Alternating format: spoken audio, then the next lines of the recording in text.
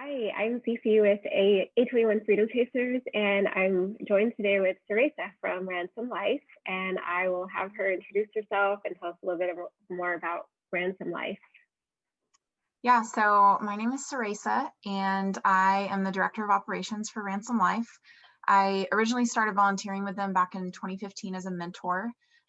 So our mentor program, which I'm sure we'll talk about later, is near and dear to my heart. But for those of you that don't know, Ransomed Life is a healing community for sexually exploited youth in the San Antonio area. And we offer mentoring, counseling, and then we also have a big awareness arm to what we do. Awesome. So I know that one of the biggest problems we have here in San Antonio in regards to human trafficking is primarily the sexual exploitation of our youth. And so although we do have other kinds of trafficking that occurs here, that's probably our biggest problem. How does Ransomed Life play into that? And what are some things that you feel like parents or teachers or even youth should know? Yeah, so I feel like we kind of are on two ends of that. So we are on the aftercare side. So we offer mentoring for just girls right now. So age 11 to 17 is who we serve right now. And we serve those that have been exploited, have been trafficked, but we've also are serving those that are considered high risk to being trafficked. So not all the youth that are in our program are confirmed to have been trafficked. And so we also offer counseling, and not a whole lot of people know, but this year we were able to expand our counseling to also serve boys, which has been huge because we know that there is a big problem with the exploitation of boys in the San Antonio community. And so on our counseling side, we're able to counsel both boys and girls, and also their families as well. And then we're kind of also on the prevention side with the youth. So on our awareness team, we have a presentation called Lures and Lies. And the whole purpose of it is to educate as many youth as possible about the lures and the lies that traffickers use to be able to really suck them into the world of exploitation. So we find ourselves on the preventative end with that. And trying to get in front of as many youth as possible to make sure that they never fall victim to trafficking. But what's neat about that too is when we do those presentations, it also seems to be a tool for outcry.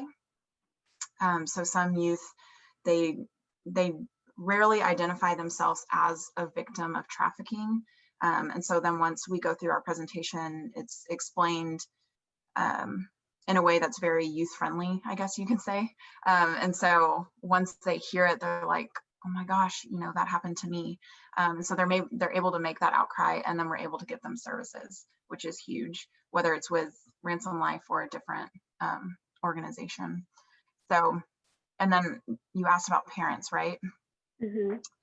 Yeah, so we, on our awareness side, we also have a presentation specific for parents, and we also have a presentation specific for school personnel. So a school training that we do, which is huge. Both of them educate on just the red flags and what they can be looking for in the youth, whether they're at school or whether they're at home, looking for those subtle differences that sometimes happen that kind of can alert you that something's going on. And so those presentations are also near and dear to our heart. We just realized, the more people that we can educate, especially the ones that are touching and seeing the youth, the better chance of being able to rescue more youth and get them the aftercare services that Ransomed Life provides. Yeah. And I know that during this time I've seen a whole bunch of offered training and just courses, like maybe not courses, but like just presentations. You've even done like live sessions where you interact with the listeners and whatnot on your site. And yeah, tell us a little bit more about like what it is that's offered and parents can go find, or even youth if they're interested in becoming more aware. Yeah, so I feel like I guess one of a blessing that came out of COVID was just our expansion of our awareness side. So once COVID hit, we completely went virtual, and we just weren't expecting to have such a big reach, I guess. So we're offering a lot more content, like you had mentioned. So we have been able to do different courses on like pornography and sextortion, which has been really cool. And then I mentioned the school training. We have the parent. We also have a medical training to educate medical personnel on the red flags, and because we know that exploited or trafficked youth are coming into the hospitals or the emergency rooms or even just like the med clinics. And so we have a group of nurses that created a training for that. And so once COVID hit and all of this went virtual, we started doing everything over virtual platforms, and we ended up having a global reach, really. So we've had people from all different countries joining us. And so it's been really cool to see. And as y'all know, because you do a lot of awareness, just the importance of awareness and bringing people up to speed on what they're looking for. The more people that are aware, the more people could possibly report something happening, and the more lives could be saved. So we've been really excited to be able to add some of that new content. And once we launched that, we also launched a knowledge hub on our website. And so for parents or youth, there's a page for youth. Really anyone, if you want to know more information about child sex trafficking, about sextortion, pornography, resources for parents, resources for youth, we have on our website a tab that says Knowledge Hub, and it has all of that information. It also has recordings of the different presentations we've done, the different, I guess like live panels we've interviewed people. All of those are on our Knowledge Hub as well. And so anyone that wants any of that information can go and find it on our website. Good. Yeah. Yeah, I think it's so important, like, that we continue to just educate, right, and bring awareness to this issue. It's exciting to know that people from all over the world are tuning in, because, I mean, it happens everywhere. So, yeah. It's been cool to see that. As an awareness group, like, I know that's empowering, right, when you see other people interested in what you're teaching and trying to do something about it. I know that we've had some partnerships in the past, and so I really appreciate you being here and telling us more about Ransomed Life and everything that y'all do. I love the organization. I love what y'all do and what you stand for, and believe and passionately go after this problem, and you try to learn from the things that you see and try to address them.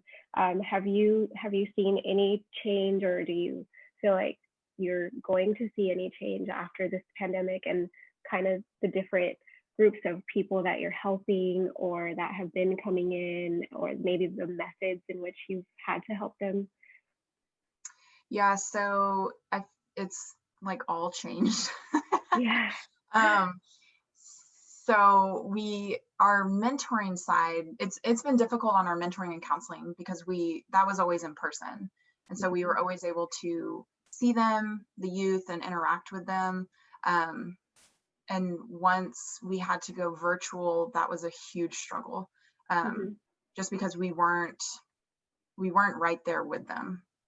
And on our mentoring side, a lot of the different activities that we did and stuff, it was really the youth's escape in a healthy way.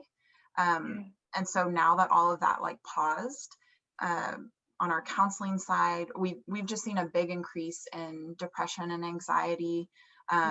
They're stuck at home, and a lot of times home isn't always the best place to be for them. And so it feels like we've had a lot more crisis calls. Our counselors have said that there has been an increase in the anxiety and depression. There's been an increase in running away, which for most people, I mean, as you know, once they run away and they're on the street, their risk of being exploited goes through the roof, just because they have needs that need to be met, and so they become super vulnerable. And so that's been a big challenge for us. So we've still been able to continue some of our services. So we're still meeting with them on the mentoring side virtually. Our mentors are reaching out even more frequently than they were, since we're not being able to see them in person. A big partnership that we had with y'all in the past with our Freedom Nights. So we've still been able to continue those just virtually. So a little bit different, but at least we've, still been able to Sure. continue to That's do that. good. And so I feel like that's been, I guess, probably the biggest shift and hurdle that we've had to overcome. Our teams had to get super creative and how to serve them. Yeah. And we've even within our going and seeing them in placements and in detention, because we had a visitation team that would go and visit them weekly. And so once again, it all had to go virtual. And so we've been able to send them care packages and just different activities for them to do because they're bored. Yeah. Yeah. So that's been rough, but we have gotten super creative in how we're doing that. And even with the upcoming holidays, trying to figure out, because in the past we always had a big Thanksgiving gathering, and so what is that going to look like now? And just trying to come up with creative ways to be able to serve them. Sure. So I feel like that's probably our biggest challenge and biggest change that we've seen coming in. Yeah. Yeah, definitely. Tell us a little bit about, like, I know that in my conversation with another survivor of trafficking, and she was exploited both as a youth and also as an adult. And I think people have a hard time understanding why it's not, why these children that have been trafficked, or these youth that have been trafficked, run away, or why they're just, it's not like they don't want to feel cared for or loved, but when you present with like a hug or something, it's not necessarily something that they're ready for just yet. Right. Yeah, can you explain that to viewers that maybe don't understand the psychological part of that, the healing? Yeah. I'll try my best. So Okay. it all goes back to trauma, like you were talking about. It's a psychological impact. And so it's something that you can't see happening inside their mind. And so their reaction, I feel like it's kind of twofold. So part of it is the trauma. And so they're reacting, they're stuck at home. And even more so right now because they can't go anywhere. And so, like I mentioned earlier, most of the time their home life is not ideal. And so there's lots of fights and confrontation. And so that sends them into really just like a panic. It's called flipping their lid. Mhm. And once that happens, they cope in different ways. So some of them might fight, which then might land them back in juvenile. Or some of them go into the whole flight, fight, or freeze mode, and so then they just run. Like, I don't want to have to deal with fighting. I don't want to have to deal with all of these triggers. Sometimes the fight triggers a memory of when they were being exploited and beat Mhm. by their trafficker.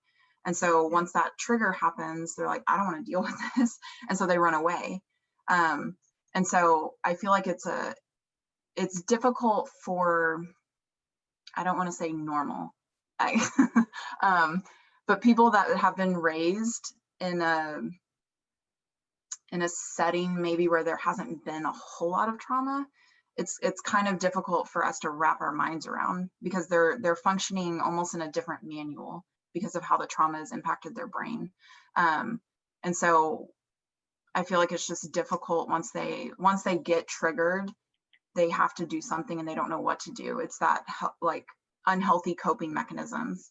And it works because it pulls them out of the situation and they're no longer triggered.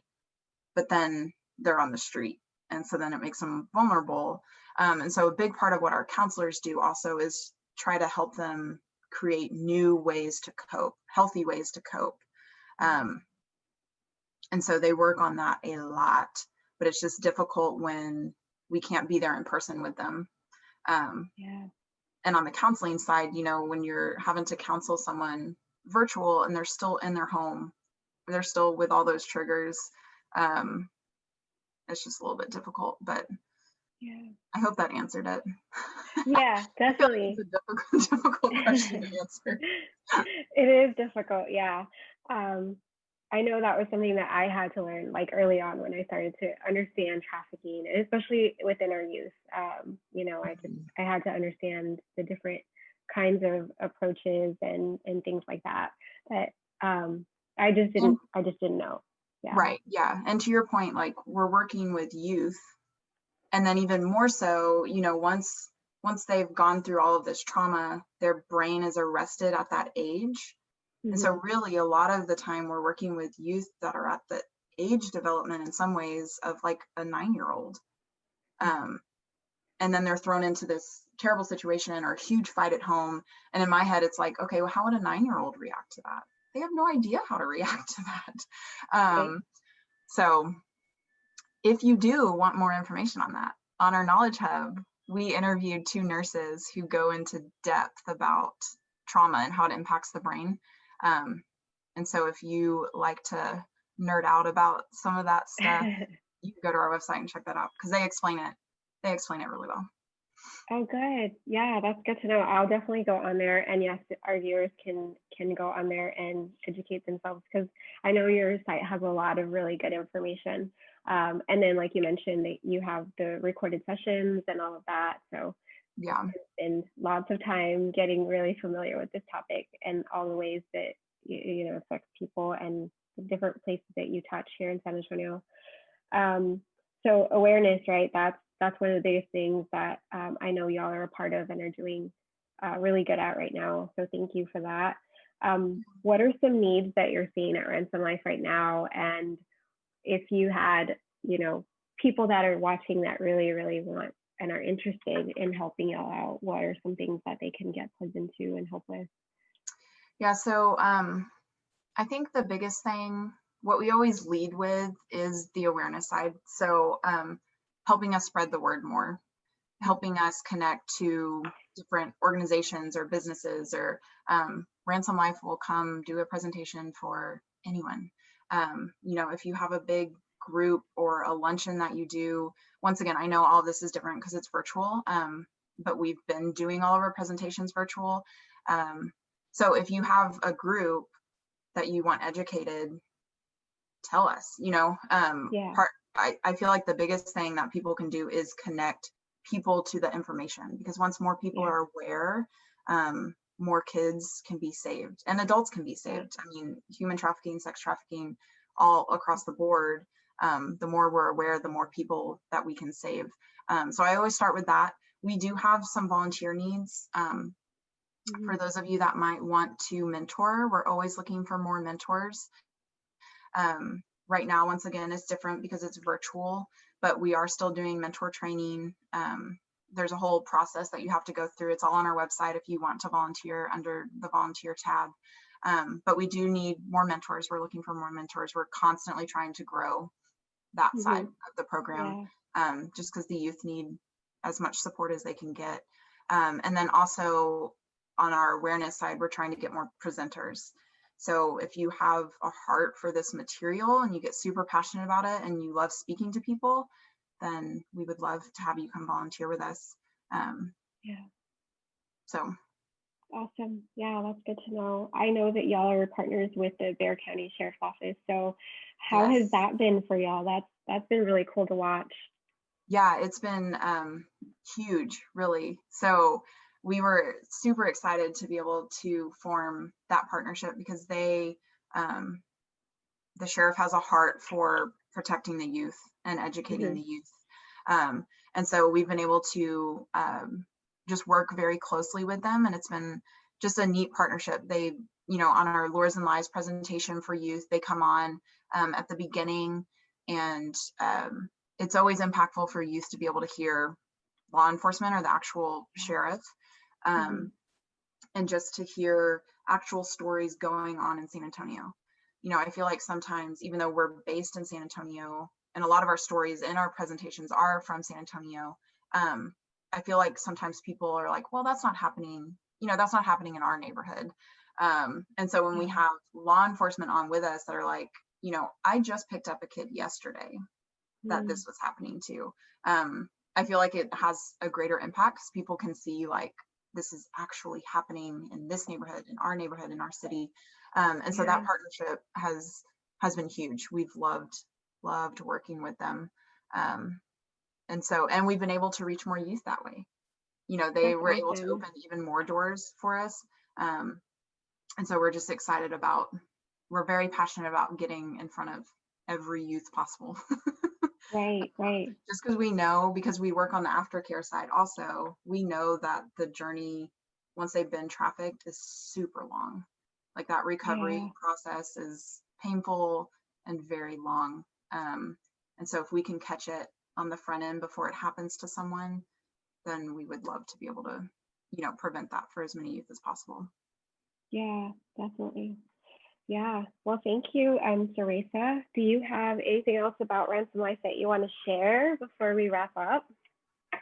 I don't think so. Just, I mean, we're excited for y'all's partnership. We love working with y'all. Um, and so we're excited to be able to partner in any way possible. But I would just say for, people listening, I feel like there's a misconception of I can't really do anything, or Yeah. I can't really, like, this problem is massive. How could I have an impact on it? Um, Right. and so something that we're constantly saying is like, if you could just impact one person, like if everyone could just have an impact on one person, the difference that would make if we took on that, I guess, that attitude, like I Mhm. could impact one person, I could change one person's life. Um, and so I just encourage you to not be overwhelmed. There's something that everyone can do. Like we say it all the time, like whatever your gift is, use it. If you Yeah. love baking cookies, well, you could come teach our girls how to bake cookies, just Mhm. use your gift, whatever you've been given. Of course, once we're out of COVID, we'll figure that out. But I just want to encourage people to use what they've been given, that, you can have an impact, even if it's just on one person. Absolutely. I agree with that. I think there's room in this fight for every person, right? Regardless Yeah, of um, whether you're a stay-at-home mom or you are someone who works in a corporate world or works in a church setting or anything. Even as believers, we can pray for this issue right. and have prayer calls or prayer points to spread awareness. But definitely share the information that Ransom Life's putting out there.